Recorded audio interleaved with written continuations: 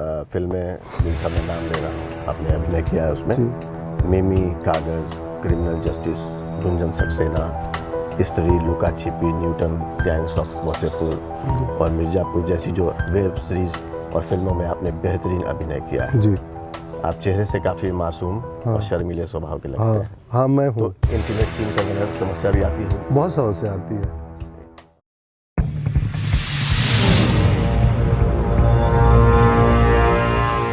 नमस्कार, outlook initiative के इस खास कार्यक्रम खास मुलाकात में आप तमाम दर्शकों का बहुत बहुत स्वागत है और मैं हूं दिनेश आनंद। आप सभी जानते हैं कि आउटलुक ग्रुप पिछले कई सालों से अपनी कई पत्रिकाओं का सफलतापूर्वक प्रकाशन करता आ रहा है, जिनमें आउटलुक इंग्लिश, आउटलुक हिंदी जो ग्रुप की नेशनल न्यूज़ मैगजीन है, इसके अलावा outlook business, outlook money, outlook traveller, outlook splurge. और इन तमाम पत्रिकाओं को आप तमाम पाठकों का वर्षों से प्यार, सहयोग, समर्थन मिलता रहा है। इसके लिए हम आप सभी का आभार व्यक्त करते हैं। आज के खास मुलाकात के इस खास एपिसोड के एक बेहद खास मेहमान आज हमारे साथ मौजूद हैं और उनका नाम है पंकज त्रिपाठी। पंकज जी, आपका इस कार्यक्रम में बहुत बहुत स्वागत है। शुक्रिया सर, नमस्ते। सबसे पहले तो हम आपका शुक्रिया अदा करना चाहेंगे कि हमारा जो पटना में आउटलुक का कार्यक्रम हुआ विजनरीज ऑफ बिहार, जिसमें आप बतौर मुख्य अतिथि शामिल हुए और बिहार के हर एक क्षेत्र के जो लोग उसमें शामिल हुए उनको आपने सम्मानित किया। हमारे इस कार्यक्रम को आप किस नज़र से देखते हैं? बहुत बढ़िया सर। सामाजिक क्षेत्र में जी, बहुत सारे लोग रीजनल इलाकों में, जैसे सिवान की एक डॉक्टर थी, मुंगेर के, लखीसराय के, तो हम मीडिया में भी और फोकस में हम थोड़ा मेट्रोज़ को या राजधानियों को, पटना की खबरें, पटना की बातें तो हो जाती हैं, बट जो बहुत सुंदर और कमाल का सामाजिक कार्य कर रहे हैं अगर डिस्ट्रिक्ट हेडक्वार्टर में या ग्रामीण इलाकों में, तो उन तक वो लाइमलाइट नहीं पहुंच पाता है, कम बातें होती हैं। तो जिस तरीके से आप लोगों ने अलग अलग क्षेत्र के लोगों को चुन के सम्मानित किया, तो वो शायद कहीं ना कहीं उनके संग संग और भी आने वाली पीढ़ी में जो कुछ बेहतर सोसाइटी के लिए करना चाह रहे हैं उनको हौसला देगा कि एंड ऑफ द डे हम चाहते हैं कि हम जो काम कर रहे हैं वो रिकॉग्नाइज हो, लोगों तक पहुंचे, पता तो चले कि अच्छा। तो बहुत सुंदर प्रयास था, मुझे बहुत अच्छा लगा वहाँ हो के। हालांकि मैं उम्र में छोटा था, मुझे बार बार ये अनुभूति हो रही थी कि चीफ गेस्ट ये सब लोग हैं, तो मैं तो बालक हूँ इनके सामने। जैसे रामजी सर को देख के मतलब मेरा तो हृदय गदगद हो गया, रामजी सिंह जी को। तो कितने बुजुर्ग डॉक्टर्स थे आदरणीय, जिनको मैं पहले से भी जानता हूँ, तो उनसे मिल के बहुत सुखद रहा। जी बिल्कुल। Doctor R N Singh ji की बात कर रहा हूँ। हमारे नाटक रंगमंच के दिनों में हमारी बहुत मदद किए थे। जब मैंने उनकी बात बताई तो बोले कि I am glad you remember it. मैं बोला अरे सर, सब याद है मुझे। तो चूँकि हम ऐसी धरती से आते हैं ना कि कुछ भूल नहीं पाते हैं, कैसे भूलेंगे। अभी हमारे पीछे भी घर का बेरी है और गाय खड़ी है। हाँ। हम दर्शकों को ये भी बताना चाहेंगे कि आज पंकज त्रिपाठी जी के साथ जो हम ये इंटरव्यू कर रहे हैं, ये इनके गाँव में, इनके घर में ही कर रहे हैं। पंकज जी, कोरोना की दूसरी लहर जब से कंट्रोल हुई है, आप फिल्मों की शूटिंग में काफ़ी व्यस्त चल रहे हैं। अक्षय कुमार जी के साथ एक फिल्म में अभी आप काम कर रहे हैं, ओ माई गॉड जी। हम ये जानना चाहेंगे कि ये इसके बारे में, ओ माई गॉड के बारे में, इसके अलावा और कौन सी फिल्म है जिस पे इस समय आप काम कर रहे हैं? अभी तो ओ माई गॉड चल रही है, उसी के शूट से उज्जैन से, इंदौर से लौटा हूँ जी। तो वो बहुत ही सुंदर और बहुत ही एक स्ट्रॉन्ग सोशल मैसेज वाली फिल्म है, जो मनोरंजक तरीके से और बहुत इम्पोर्टेंट बात कहती है। और वो पर्सनली हम पूरे टीम मेंबर को बहुत पसंद है वो स्क्रिप्ट, अक्षय सर, मुझे, सबको। और सौभाग्य है कि मूल रूप से उसके डायरेक्टर हैं वो भी यहीं के हैं, छपरा के, दिघवारा के पास के, अमित राय जी। तो जब दूसरी मीटिंग में उन्होंने मुझे बताया तो मैं ऐसे ही उछल गया, थोड़ा अपना आसपास का कोई हो तो और बिल्कुल। तो वो भी यहीं के हैं, दिघवारा के, अमित जी। तो सुंदर फिल्म है वो। अमित को नेशनल अवार्ड भी मिला है वो उस फिल्म के लिए, रोड टू संगम के लिए। रोड टू संगम तो वो है। उसके बाद मैं एक बीबीसी का सीरीज़ है वो करने जाऊंगा, क्रिमिनल जस्टिस, जिसके 2 पार्ट बन चुके हैं, काफ़ी सक्सेसफुल रहे हैं, और उसका तीसरा हिस्सा हम अभी जाके करेंगे। उसके संग संग अभी फुकरे 3 करनी है, मिर्ज़ापुर 3 करनी है, और एक रिलायंस की अनअनाउंस्ड फिल्म है वो करनी है, यशराज की YRF की फिल्म है। और वो बेहद थोड़ी हंसी मजाक वाली फिल्म है, जैसे बंटी पबली 1 थी। तो उसमें अच्छा है, मैं पुलिस के किरदार में हूँ और बड़ा मज़ा आया वो फिल्म करके। 25 दिसंबर का तय है उस फिल्म का, अपना 83 जो वर्ल्ड कप के ऊपर बनी है जी। वो बेहद खास, और हम मुझे लगता है उस टीम मेंबर्स जितने लोग जुड़े हैं 83 से, सबके लिए खास फिल्म है, क्योंकि हम सब ने बहुत पैशन के साथ उस फिल्म से जुड़े हैं और 83 को रिक्रिएट किया है जी। रणवीर सिंह भी हैं। रणवीर जी उसमें हैं और 14 प्लेयर्स हैं। मैं मान सिंह के किरदार में हूँ जो टीम मैनेजर थे उस वक्त जी। और ऑलमोस्ट हम लगभग लंदन और ब्रिटेन के जिस हिस्से में वो फिर एक्चुअल 83 हुआ था, बिल्कुल उसी हिस्से में, उन्हीं गलियों में, उन्हीं होटल्स में, उन्हीं ग्राउंड्स में। तो वो अद्भुत एक्सपीरियंस होगा और लगता है कि हम सबके लिए बड़ी खास फिल्म होगी, पूरी टीम के लिए। पंकज जी, एक अहम सवाल कि कोरोना के बाद फिल्म इंडस्ट्री में कितना बदलाव आया है, आप इस बदलाव को किस नज़र से देखते हैं? क्योंकि आप देख रहे हैं कि OTT प्लेटफॉर्म जो है वो अब काफ़ी सशक्त हो चुका है पहले से। थिएटर्स की हालत तो आप अभी देख ही रहे हैं, कोरोना को लेकर कई गाइडलाइंस हैं, इस पर क्या कहना चाहेंगे आप? इस बीच पिछले 1.5 साल से विकल्प के नाम पे सिर्फ OTT ही था, क्योंकि थिएटर बंद थे। तो OTT की रीच बहुत बड़ी हुई है, घर घर तक पहुंची है, नए मेंबर्स जुड़े हैं हर प्लेटफॉर्म पे। मैं अमेज़ॉन प्राइम से जुड़ा हुआ हूँ, तो मैं सबसे जुड़ा हुआ। इनफैक्ट मैं एक ऐसा एक्टर हूँ जिसका अमेज़ॉन प्राइम पे भी, नेटफ्लिक्स पे भी, हॉटस्टार पे भी, ZEE5 पे भी जी। और ये कोविड काल में 7 फिल्में मेरी आई हैं, 2 सीरीज़ और 5 फिल्में, और सारी सक्सेसफुल अप्रिशिएटेड फिल्में हैं। मतलब क्रिटिकली भी एक्लेम्ड हुई, लोगों ने देखा भी, जनता ने, मासेज ने। वो मिमी हो गई, लूडो हो गई, उसके पहले कागज़ आई थी, गुंजन सक्सेना आई थी, मिर्ज़ापुर 2 आया था, क्रिमिनल जस्टिस 2 आया था इसी गैप में। तो OTT का हीरो मुझे बोल सकते हैं। OTT में मेरी रीच बिल्कुल बहुत बड़ी है, और चूँकि OTT की खासियत यह है कि एक दर्शक भी अगर बैठा है कहीं भी दुनिया के किसी हिस्से में, 200 कंट्री में आती हैं फिल्में यहाँ पे। ये सारे बड़े प्लेटफॉर्म 200-250 के आसपास, उससे ज़्यादा कंट्री में आते हैं, डब होके आती हैं, सबटाइटल्स के साथ आती हैं। जैसे मिर्ज़ापुर तेलुगु में भी आया, मिर्ज़ापुर बाकी इंग्लिश सबटाइटल्स के साथ साथ बाकी यूरोपियन कई अलग अलग भाषाओं में भी आया। बिल्कुल। तो पहुंच बड़ी हुई है, और OTT ने ऑडियंस को भी ग्रो किया है कि अच्छा कंटेंट ऑप्शन बहुत है। पसंद नहीं आया तो जितना आसान OTT पे जुड़ना है एक दर्शक के लिए, उतना ही आसान निकलना है। बिल्कुल। एक हाथ में बटन है, दबा दो तो चालू और फिर दबा दो तो एग्जिट। बिल्कुल बिल्कुल। तो इसलिए यहाँ कहानियाँ इंपॉर्टेंट हो गई हैं कि कहानी में वो ताकत होनी चाहिए जो बांध के रखे, कि और कहानी ही मूल है किसी भी सिनेमा सीरीज़ के लिए। बिल्कुल। अगर उसमें दम नहीं है तो हम गिमिक्स से होल्ड नहीं कर सकते। सही। तो यही अंतर है। पंकज जी, अभी ये हाल में KBC के सेट पर हमने आपको बच्चन साहब के साथ देखा। जी जी। और बच्चन साहब की एक्टिंग और उनकी पर्सनालिटी में आप ऐसा क्या देखते हैं जो बच्चन साहब को आम कलाकारों, आम एक्टर्स की भीड़ से अलग करता है?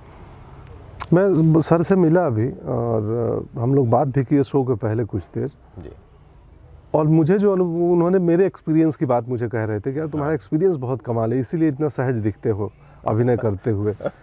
और मैं मन ही मन सोच रहा था कि ये सहजता या एक्सपीरियंस उनके पास भी है, उन्होंने 2 दुनिया देखी है। अब जैसे मैं जहाँ बैठा हूँ, यहाँ से निकल के जब मुंबई जाता हूँ सिनेमा की दुनिया में, तो मुझे बहुत लगता है कि यार ज़िंदगी का जो यात्रा में बहुत लंबा एक्सपीरियंस है, यहाँ गाय गोबर से लेके और सिनेमा तक। बिल्कुल। तो आप ज़िंदगी में जितना अनुभव प्राप्त करते हैं वो आपके क्राफ्ट में, कला में दिखता ही है, वो चाहे पेंटर हो, पोएट हो, एक्टर हो, सिंगर हो। बिल्कुल। तो बच्चन साहब ने उस सहजता की बात की, और मैं भी उनके अंदर वो, मुझे लगा कि यार इलाहाबाद से लेके, रेडियो की नौकरी से लेके उन्होंने एक लंबा लाइफ जर्नी देखी है, और वो अपडेट करते रहते हैं स्वयं को। तो बड़ा सुखद था, बहुत मज़ा आया। हम लोग भोजपुरी में भी बात की है उस दिन, उसके क्लिपिंग्स कल मैं देख रहा था, कुछ लोग सोशल मीडिया पे डाले थे, तो काफ़ी सुखद रहा उनसे मिलना। एक सवाल भी पूछा था कि आप यहाँ पहुँचेंगे, ऐसी उम्मीद थी आपको? हाँ बिल्कुल, मुझे तो बिल्कुल नहीं थी उम्मीद। मैं जिस घूर की बात कर रहा था कि घूर तो कभी यहाँ घूर लगता था, कभी कहीं और, तो सच पूछिए सर तो मुझे भी नहीं थी कि मैं जिस मकसद को और जितना टारगेट करके मुंबई गया था कि सिनेमा में इतना कर लूँ, वो शायद 3-4 साल पहले कर लिया था। अब जो हो रहा है सब सरप्लस चल रहा है। तो बट ये एक चीज़ मुझे समझ में आया कि आप अगर फोकस्ड हो, आप ईमानदारी से क्राफ्ट पे लगे हो। मैं सर कोई गिमिक्स मार्केटिंग, और मैं नहीं चाहता हूँ कि कोई ऐसी हरकत करूँ जिससे मीडिया का अटेंशन मिले या लोगों का अटेंशन मिले। मैं बहुत लो प्रोफाइल रहता हूँ। मैं चाहता हूँ कि मैं कहीं जाऊँ तो किसी को पता भी न चले। पर जैसे अब लोग बोलते हैं मैं फिल्मी पार्टियों में नहीं पाया जाता हूँ, मैं सिनेमा अवार्ड में नहीं दिखता हूँ, तो लोग बोलते हैं क्यों नहीं दिखते हो। मैं बोला पहले मैं दिखता चाहता था तो लोग बुलाते नहीं थे, और अब कैरियर बन गया तो उसकी ज़रूरत नहीं है। तो मुझे लगा कि बिना मार्केटिंग और बहुत सारा गिमिक्स किए भी आप अभिनेता बन सकते हैं। वो एग्जाम्पल मुझे खुद मैंने अपने प्रैक्टिस की देखा, अनुभव किया। तो यही है। पंकज जी, कुछ फिल्में जिनका मैं नाम ले रहा हूँ आपने अभिनय किया है उसमें, मिमी, कागज़, क्रिमिनल जस्टिस, गुंजन सक्सेना, स्त्री, लुका छिपी, न्यूटन, गैंग्स ऑफ वासेपुर और मिर्ज़ापुर जैसी जो वेब सीरीज़ और फिल्मों में आपने बेहतरीन अभिनय किया है। जी। आप चेहरे से काफ़ी मासूम और शर्मीले स्वभाव के लगते हैं। हाँ, मैं हूँ। तो इंटीमेट सीन करने में समस्या भी आती होगी? बहुत समस्या आती है। शुरुआत में तो ज़्यादा ही आती थी, क्योंकि अब हम जहाँ से निकले हैं, हमारे स्कूल है यहाँ धरमचंद प्रसाद उच्च विद्यालय, तो वहाँ पे तो हमको एडुकेशन था 6ठी क्लास से, पर टीचर पहले आते थे क्लास में। हम बच्चे पहले से लड़के मेल स्टूडेंट रहते थे, टीचर आए, उसके बाद 5 हमारी क्लासमेट आती थी उस क्लास में। वो क्लास ख़त्म हुई, पहले 5 वो हमारी लड़कियां निकल गई क्लास की, उसके बाद टीचर जाते थे। तो हम लोग, मुझे याद नहीं कि 6ठी से 10वीं क्लास तक मैं अपने क्लास के किसी लड़की से बात किया होऊंगा, पूछा होगा तुम्हारा नाम क्या है। तो इस माहौल से निकले, जब ड्रामा स्कूल गया तो मैं को थोड़ा सा पटना में भी थिएटर में भी थोड़ी सी उतना खुलापन है, उतने सहज नहीं है हम लोग अपनी फीमेल एक्ट्रेस को लेके, फीमेल एक्टर को लेके। तो ये ड्रामा स्कूल के दिनों में थी, बट ड्रामा स्कूल के 3 साल में काफ़ी कुछ हम उस कॉम्प्लेक्स से निकल गए, जो जेंडर कॉम्प्लेक्स होता है कि यार वो भी को एक्टर है हमारी तरह, और इनको इंटीमेट सीन है, तो जब तक आप अवेयर हैं, आप और सिंसियर हैं, तो वो फिल्म जो हमारी को एक्टर है उन्हें भी तकलीफ नहीं होती है। और हम दोनों का पर्पस हमें मालूम है, लार्जर पर्पस है कि इस सीन को बिलीवेबल बना दें।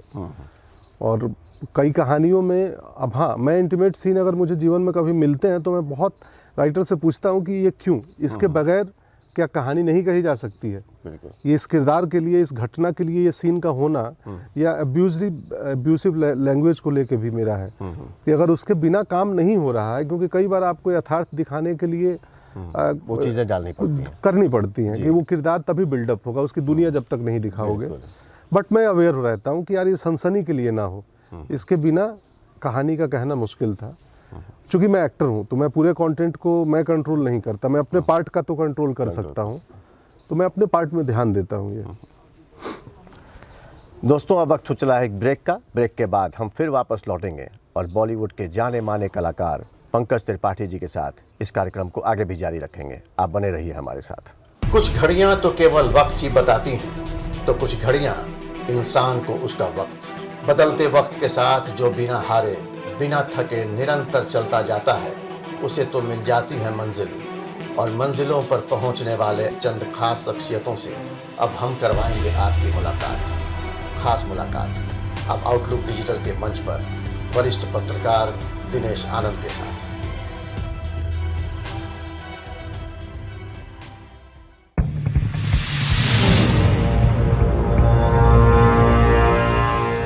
ब्रेक के बाद आप तमाम दर्शकों का एक बार फिर से बहुत बहुत स्वागत है। और आज हम बात कर रहे हैं बॉलीवुड के जाने माने कलाकार श्री पंकज त्रिपाठी जी के साथ।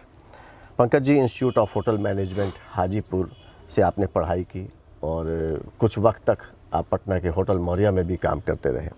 एक इंटरव्यू में आपने ये भी बताया था कि कुछ समय के लिए आपने जूतों का व्यवसाय किया था और उसमें 27,000 रुपये आपके नुकसान चले गए थे। तो आपका जो ये एक्सपीरियंस है, इसको हमारे कुछ दर्शक हैं जिनका ये अनुरोध है कि पंकज जी से ये सवाल ज़रूर पूछें, क्योंकि जो हमारे दर्शक हैं आउटलुक के, वो आपके मुंह से ही ये आपका ये एक्सपीरियंस भी सुनना चाहिए। जी। मैं तब IHM हाजीपुर तब पटना में पाटलिपुत्रा में था, उसका नाम FCI था, फूड क्राफ्ट इंस्टीट्यूट, और 2 साल की ट्रेनिंग थी, 3 साल की नहीं, और +2 पे होता था वो। तो मैं उस समय मुझे मेरे चाचा ने वो जब निकला था वहाँ एडमिशन का, तो मेरे चाचा थे काशीनाथ त्रिपाठी, अब नहीं रहे, तो वो बोले कि ये तुम घर दो और इससे तुमको कुक बन जाओगे यूरोप में, और कहीं अखबार में पढ़े थे कि यूरोप जापान में इंडियन कुक का बहुत डिमांड है। तो मुझे लगा अच्छा है, जापान चला जाऊँगा। हाँ। तो मैं 96-7 में आई थिंक, या 5-6 में जी। उसका एंट्रेंस टेस्ट दिया और सेलेक्ट हो गया। तो 2 साल की ट्रेनिंग की पाटलिपुत्रा FCI से, जो अब IHM हाजीपुर है, वही संस्थान है, नाम बदल गया और हाजीपुर आ गया। उसके बाद मुझे इंडस्ट्रियल ट्रेनिंग के लिए मौर्या में भेजा गया 3 महीने के लिए। तो चूँकि मेरी परफॉर्मेंस ठीक ठाक थी, तो मुझे उन्होंने 3 महीने बाद बोला कि तुम यहीं पे टेम्प्रेरी काम करना चाहोगे, तो हमारे पास एक जॉब ऑफर था, तो मिल गया। मैं किचन में था, आपने एक्सेप्ट कर लिया? हाँ। तो जो किचन के शेफ थे, नासिर उस्ताद उनका नाम है, वो मिर्ज़ापुर के हैं और बेकरी के मास्टर हैं। उनसे मिला, उनके अंडर में 6 महीने काम किया था। केक बनाता था, केक का बेस बनाता था, ब्रेड बनाता था। तो ये तो हाँ, ये किस्सा है। उसके बाद उसी बीच में, उसके पहले जूतों का किया था, मुझे याद भी नहीं। 27,000 लगे और लगे ही रह गए, कुछ नहीं आया। तो मैं 3-4 दिन जूते, चप्पल की दुकान, मतलब वो जूते की दुकान पे बैठा भी था। हम गोपालगंज में भी खोले थे, पटना में पहले होलसेल किया, वो नहीं चला, फिर हमने सोचा रिटेल करते हैं गोपालगंज में। तो मुझे याद है, यात्री होटल एक है शहर में, उसके नीचे वो एक दुकान किराए पे लिया गया था, और मैं 4-5 दिन वहाँ बैठा, और एक पार्टनर भी थे मेरे गाँव के। अच्छा। उधर उनका घर है। तो 4-5 दिनों में मुझे दिन भर मैं चप्पल की दुकान पे बैठा रहता था। मुझे लगता था, दोस्त तुम कर क्या रहे हो, तुम्हें तो कुक बन के बाहर जाना चाहिए। नाटक में 1-2 कर चुका था गांव में, मेरे गांव में नाटक होता है। राघव शरण तिवारी डायरेक्टर थे, और सुरेंद्र मास्टर, 2 लोग डायरेक्टर थे। तारकेश्वर थे, लिखते थे नाटक। तो मुझे लगा यार कि मैं इसके लिए नहीं बना हूँ, तो मैं जो चप्पल का छोड़ दिया काम, दुकान छोड़ दिया कि मुझसे नहीं होगा। फिर होटल की नौकरी भी 2 साल करके लगा कि मैं भी इसके लिए भी नहीं बना हूँ। तो बहुत सारे काम किए, और लगता था कि नहीं, ये वो काम नहीं है जो मैं करना चाहता हूँ, जहाँ मुझे आनंद आए। बिल्कुल। तो फाइनली अभिनय, चूँकि 2 नाटक किए थे, उसमें मज़ा आता था, और कालिदास रंगालय में एक प्ले देखा और लगा कि यार ये काम सही है, इसमें बहुत मुझे आनंद आ रहा है, इसको मैं इस पर टिक सकता हूँ। बिल्कुल। तो लेकिन उसकी कालिदास रंगालय से भी आपका संबंध रहा? हाँ, कालिदास रंगालय में बहुत थिएटर किया हूँ। थिएटर एक्चुअल में सीरियस थिएटर पटना में किया हूँ मैं। एक साइकिल होती थी मेरे पास, और वो होटल की नौकरी और थिएटर साइमल्टेनियस चल रहा था। वहाँ नाइट का ड्यूटी करा लेता था, रात 11 से 7।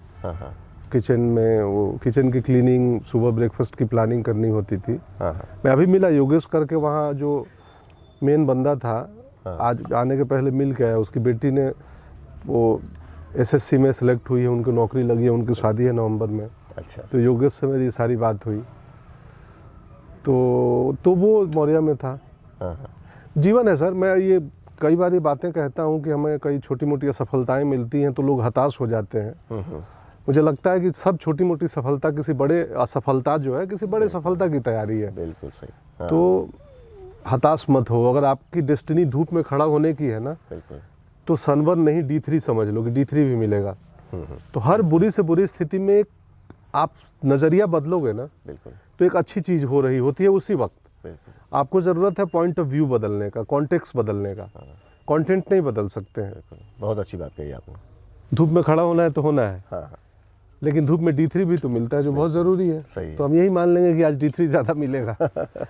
तो खैर ये सब बातें मैं करते रहता हूँ, इसलिए भी करता हूँ कि सोशल मीडिया पे मुझे रोज़ाना बहुत सारे सवाल मिलते हैं। मेरे लिए संभव नहीं है कि उन सारे सवालों का उत्तर मैं हर इंडिविजुअल को दे पाऊँ, या मैं पढ़ भी नहीं पाता हूँ। बट मुझे मालूम है कि किस किस किस्म के सवाल होते हैं लोगों की ज़िंदगी में। अगर थोड़ी सी नीरस या थोड़ा सा संघर्ष का दौर चल रहा है तो शायद मेरी बातें उसके लिए अमृत का काम करे, उसको हौसला दे। या उन सवालों का उत्तर मैं किसी न किसी इंटरव्यू में आपके सवाल को सुनते हुए मैं उत्तर कई बार आपका नहीं किसी यूज़र का दे रहा होता हूँ, जब जो कहीं मुझे पढ़ने को सुनने को मिला था। तो बस यही है। पंकज जी, निजी ज़िंदगी में आपके और फिल्म इंडस्ट्री आपके आइडियल कौन है? निजी जीवन में तो मेरे आइडियल मेरे पिताजी ही हैं। बहुत सारे लोग हैं। वो उनकी उनकी अपनी लाइफ की जो जर्नी है वो अपने आप में कमाल है। हाँ हाँ। तो मैं उनको देखता हूँ। और सिनेमा में इरफान साहब थे, मनोज भैया, मनोज वाजपेयी जी के होने से जी। मनोज भैया बोल देता हूँ, मुझे कई बार लगता है लोग समझेंगे नहीं मैं किस मनोज वाजपेयी सर के होने से मुझे हौसला मिला कि ये गंडक नदी है, यहाँ से इधर 20 किलोमीटर दूर ही है, नदी के उस पार बेतिया डिस्ट्रिक्ट है। हाँ हाँ। हम लोग गोपालगंज में बैठे हैं, नदी के इस पार के डिस्ट्रिक्ट में, तो वहाँ से गए थे। मैं अखबार में पढ़ा था कतरन एक इंटरव्यू में, शायद अजय ब्रह्मात्मक जी का वो इंटरव्यू था कि बेलवा से बेतिया, बेलवा से बॉलीवुड तक या मुंबई तक। हाँ, बॉलीवुड आमतौर पे मैं इस्तेमाल नहीं करता हूँ, मैं हिंदी सिनेमा बोलता हूँ उसको। पहले भी इंडियन फिल्म इंडस्ट्री बोला करते थे। तो वो हेडलाइन ऐसा कुछ था, बेलवा से मुंबई तक। तो मुझे हौसला मिला कि वहाँ का कोई लड़का जा सकता है तो मैं भी जा सकता हूँ। बिल्कुल। तो इरफान सर, मनोज सर, ओमपुरी साहब, पंकज कपूर जी, नसीर साहब और बहुत बहुतेरे अभिनेता हैं। तो ये लोग सिनेमा में प्रभावित किए। और जीवन में तो अथाह टीचर मिले हैं मुझे, अथाह गुरु मिले हैं। पटना के बहुत सारे साहित्यकार कि वो जाने अनजाने सिखा रहे थे, वो चाहे रविंद्र भारती हों, ऋषिकेश सुलभ जी हों, ब्रह्मधारी सिंह दिवाकर जी हों, दिनकर जी हों, रेणु जी हों, नागार्जुन हों। तो मैं लिटरेचर से मेरा जुड़ाव रहा है, मैं काफ़ी पढ़ता था।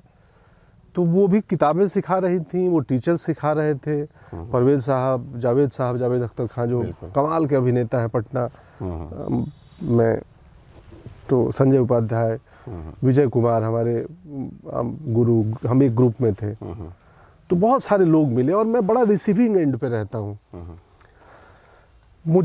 मैं बहुत जल्दी जजमेंटल नहीं होता हूँ कि आदमी बात कह रहा है, अरे नॉनसेंस कह रहा है, नहीं इसमें क्या है, मुझे क्या मिलेगा। नहीं, मैं सुनता हूँ कि सुनोगे, उसके बाद में हो सकता है 2-3 दिन बाद फिल्टर होगा, तो उसमें से आप हंस की तरह दूध निकाल लोगे, पानी छोड़ दोगे। बिल्कुल। तो नॉनसेंस में बहुत सेंस होता है, लेकिन उस नॉनसेंस के सेंस पकड़ने के लिए आपको आपके पास सेंस और नॉनसेंस दोनों की समझ होनी चाहिए। बिल्कुल। खैर, मैं इन दिनों ऐसी मोटिवेशनल बातें करते रहता हूँ। पंकज जी, बिहार के गोपालगंज के बेलसंड में आपका जन्म हुआ, आपकी शिक्षा दीक्षा भी यहीं से हुई। आप पढ़ाई में अच्छे थे या नहीं, एक एवरेज स्टूडेंट? एवरेज छात्र था मैं पढ़ाई में। बहुत मुश्किल से सेकंड डिवीजन पास होता था। बट ये अच्छी बात नहीं है, मतलब मैं इसको बिल्कुल प्रमोट नहीं, मुझे अब अफसोस होता है। अपने स्कूलिंग का मैंने अच्छे से नहीं पढ़ा, एनएसडी में अच्छे से नहीं पढ़ा मैं, किताबों से भागता था। और अब पढ़ता हूँ मैं, जो मेरी बैलेंस पढ़ाई की पहले बची रह गई उनको अब पढ़ता हूँ मैं। यहाँ एक अमरूद का पेड़ था, हम जहाँ बैठे हैं ना, ठीक इस जगह पे एक अनार का पेड़ था। और इसके पीछे यहाँ अमरूद था। ये नीम यहाँ नहीं था, नीम पहले वहाँ था। अच्छा। वो पुराना हो गया तो टूट गया। तो अमरूद पे हम, मानसून के टाइम पे अमरूद आता है, तोते आते थे बहुत। तो मैं बैठा रहता था इंतजार में बिना हिलाए कि तोते आएंगे तो मैं पास से देखूंगा। अच्छा। और मैं लेके एक अमरूद खा रहा हूँ और तोता आके, वो कोई मूवमेंट नहीं, तो उनको लगा आदमी नहीं है, तो वो लैंड करके बैठ गए पौधे पे, वो भी खा रहे हैं। मैं उनको एकदम क्लोज प्रॉक्सिमिटी से, ऐसे 4 फीट के डिस्टेंस से बिना हिले तोते को देख रहा हूँ। अब यहाँ अमरूद नहीं रहा, यहाँ तोतों का मूवमेंट कम है, लेकिन मुंबई में मेरे घर पे आते हैं। अच्छा। तो मेरा नेचर से ऐसा लगाव है। पंकज जी, परिवार और दोस्तों के कई रोचक किस्से हैं आपके पास, और कई नेशनल टेलीविज़न पर कई बार जो आपका इंटरव्यू हुआ है उसमें आपने कई बार अलग अलग चीज़ों को दर्शकों के साथ साझा भी किया है। कुछ ऐसा ही कोई एक्सपीरियंस जो आप हमारे दर्शकों के साथ साझा करना चाहेंगे? बहुत किस्से हैं, अभी सुनाया ना, वो तोतों को बिठा के हम तो अमरूद खाते थे यहीं बिल्कुल हमसे 5 फीट पीछे जहाँ गाय बंधी है जी। एक बार मैं तोतों के इंतजार में बैठा था, मैं बिना हिले डुले, और तोते आए नहीं। थोड़ी देर बाद एक मूवमेंट हुआ, तो मैंने ध्यान से देखा कि यार ये क्या। तो मैं देख रहा हूँ कि एक धामीन सांप, वो भी अमरूद के पेड़ पे चढ़ के बैठी थी। और मैं डरा, मैं जंप किया इधर खेत में, और वो भी बेचारी डर के वो सरसराते हुए वो दूसरी तरफ गिरी, इसी अमरूद का। तो मानसून में बहुत ग्रीन हो जाता है, झाड़ जंगल बढ़ जाते हैं।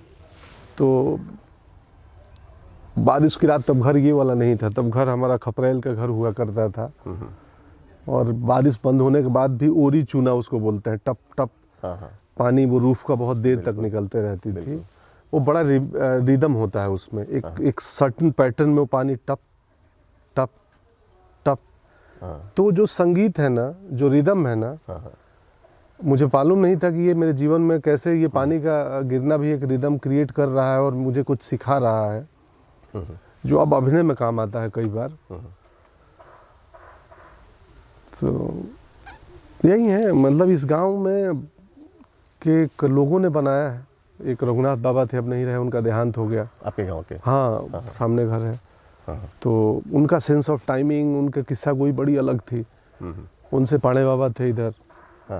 तो मैं बहुत वही ऑब्जर्वेंट था, पहले से सुनता था, देखता था। तो कई बार मेरे किरदारों में कुछ एलिमेंट मेरे गांव के किसी न किसी व्यक्ति का आ जाता होगा, न चाहते हुए भी आ जाता होगा कि आप डिलीवर वही करते हैं जो आपके भीतर होती है, इसलिए थोड़ा नेचुरल भी लगता है। तो हाँ, और जो आपके भीतर होती है वो पैदा होने से लेके और ताउम्र ज़िंदगी का एक्सपीरियंस होता है। तो यही है दोस्तों। अब वक्त हो चला है एक ब्रेक का। ब्रेक के बाद हम फिर वापस लौटेंगे और भारतीय सिनेमा के जाने माने कलाकार श्री पंकज त्रिपाठी जी के साथ इस कार्यक्रम को आगे भी जारी रखेंगे। आप बने रहिए हमारे साथ।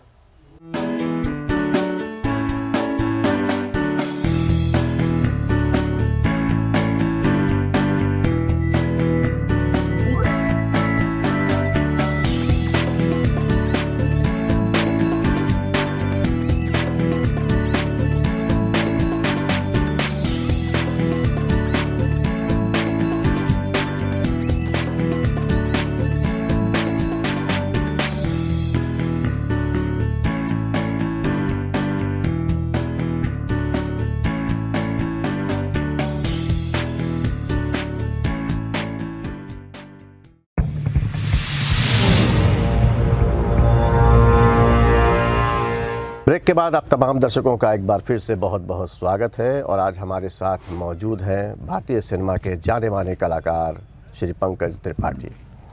पंकज जी, आपने जब नेशनल स्कूल ऑफ ड्रामा छोड़ा और मुंबई पहुंचे, तो क्या आपको ये भरोसा था कि आप ये मुकाम हासिल कर पाएंगे? और इससे जुड़ा एक सवाल और कि आपके संघर्ष के दिनों को आज हमारे दर्शक आपसे ही सुनना चाहेंगे, ताकि जो कार्यक्रम, इस कार्यक्रम को जो हमारे दर्शक देख रहे हैं उनको भी आपसे प्रेरणा मिल सके।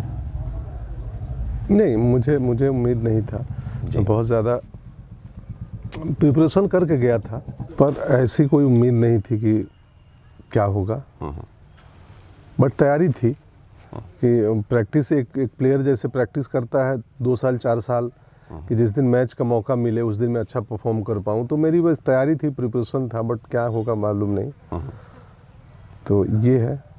और संघर्ष तो सर हर फील्ड में है, वो चाहे सिनेमा हो या आप किसी भी क्षेत्र में जाएं, तो हमारे यहाँ आसान तो कुछ भी नहीं है कर पाना। अगर बिजनेस ही करना हो या एक एसएससी बिल्कुल यूडीसी का एग्ज़ाम क्लियर करना हो रेलवे का, तो वो भी उतना ही मुश्किल है। बिल्कुल। तो मेरे बहुत सारे मित्र हैं जो यूपीएससी की तैयारी कर रहे हैं या निकाल चुके हैं, तो मुझे पता है, उनकी पढ़ाई में देखा हूँ करीब से कि कितनी मेहनत करते हैं। इसीलिए मुझे कोई यूपीएससी और के मिलते हैं लोग, तो मुझे मालूम है। आमतौर पे मुंबई में या अर्बन क्षेत्र, मुंबई खासकर, वहाँ तो मालूम नहीं होता कि एक यूपीएससी बनने के लिए कितना मेहनत करना होता है। सही। तो वैसा ही सिनेमा में भी उतनी ही मुश्किलात हैं। आसान नहीं है, लेकिन असंभव भी नहीं है। मेरी जर्नी खुद इस बात का प्रमाण है कि मुश्किल है, लेकिन नामुमकिन नहीं है, असंभव नहीं है। बिल्कुल।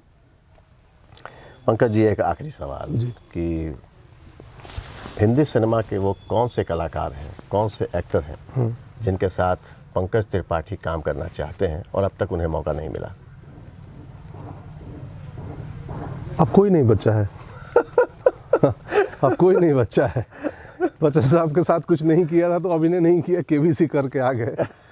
तो अब ऑलमोस्ट मैं जिन के व्यक्ति के साथ, मतलब ये शुक्रगुजार हूँ मैं ईश्वर का, माँ बाबू जी का आशीर्वाद है, अपनी मेहनत है जो भी जी, कि मैं जिस डायरेक्टर या एक्टर के साथ काम करना चाहता था, किसी न किसी रूप में, अब कई लोग आप ऑन स्क्रीन नहीं देखे होंगे कई लोगों के साथ, बट हम लोग ऑफ स्क्रीन में कुछ ना कुछ काम किए हैं। कभी वर्कशॉप किए हैं, कभी साथ में उनके किसी और स्क्रिप्ट पे हमने डिस्कस किया है, जो काम भले मीडिया में या पब्लिक प्लेटफॉर्म पे नहीं आया, तो मैं ऑलमोस्ट जो भी विश लिस्ट में थे उन सबके साथ कर लिया। एक इम्तियाज़ अली के साथ अभी बचा हुआ है, टिशू सर के साथ था, अनुराग बसु, अनुराग कश्यप, हो गया और होगा अभी आगे सब। मेरी एक है कि जिस डायरेक्टर के साथ मैं एक फिल्म करता हूँ तो हमारा एक एसोसिएशन अच्छा बन जाता है। तो ऑलमोस्ट इसमें अब कुछ बचा नहीं है, बट यस बहुत सारे यंग फिल्म मेकर्स बचे हैं जिनको मैं भी अभी नहीं जानता हूँ, जिनके पास अच्छी कहानियाँ होंगी और वो लिख रहे होंगे, लिख चुके होंगे। इन दिनों अति व्यस्त हूँ तो कई बार मैं कई नए फिल्म मेकर्स की कहानी नहीं सुन पाता हूँ, तो मुझे दुख भी लगता है। बट अब अगला 8-9 महीने का इंगेजमेंट लेके बैठा हूँ, तो उसको ख़त्म करने के बाद ही हम नया कुछ करेंगे। ठीक है दोस्तों, अब हमारे कार्यक्रम की समाप्ति का वक्त हो चला है, लेकिन जाने से पहले मैं एक शेर अर्ज़ करना चाहूँगा कि शमा बुझ जाए तो जल सकती है, शमा बुझ जाए तो जल सकती है, कश्ती हर तूफ़ान से निकल सकती है, मायूस ना हो बंदे, अपने इरादे ना बदल, तेरी कोशिश तेरी तकदीर बदल सकती है। उम्मीद करता हूँ आपको आज का हमारा ये कार्यक्रम पसंद आया होगा। अगर पसंद आया हो तो आप हमारे कार्यक्रम को लाइक करें, शेयर करें और हमारे चैनल को सब्सक्राइब करें। अगले एपिसोड में ऐसी ही किसी शख्सियत से हम फिर करवाएंगे आपकी मुलाकात। तब तक के लिए नमस्कार।